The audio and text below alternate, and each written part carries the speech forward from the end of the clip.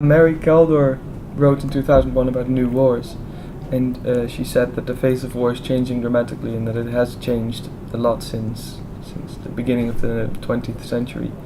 How does the current type of war, the current phase of war with a lot of civilian casualties and a lot of non-state actors involved, often blurred lines between the war and the political motivations and crime on the other hand, how does that affect the work of humanitarians? There's always these elements, there's political intentions, but there's economic and financial realities that make people winners of war, and why they are motivated to persist.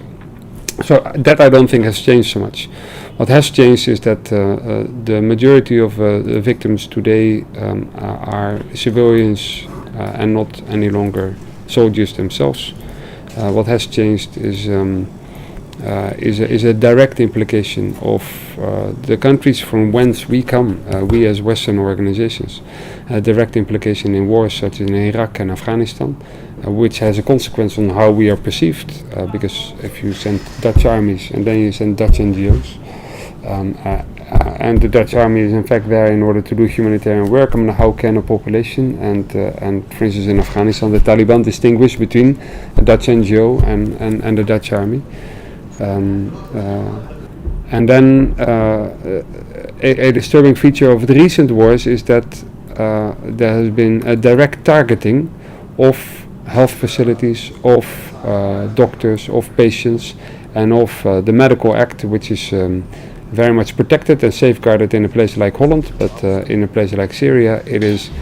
the very object of an attack primarily by governmental forces, where doctors are forced to go into caves, and our teams have worked in caves in order to be able to be protected from attacks on medical facilities. And patients, if you are a patient, you are immediately suspect of being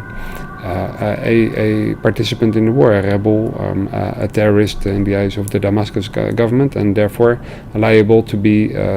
questioned, tortured, and to disappear. So these are